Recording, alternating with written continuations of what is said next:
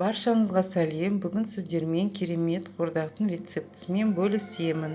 Видеоны міндетті түрде соңына дейін көріп, лайк басып, комментария жазуды ұмытпаңыздар.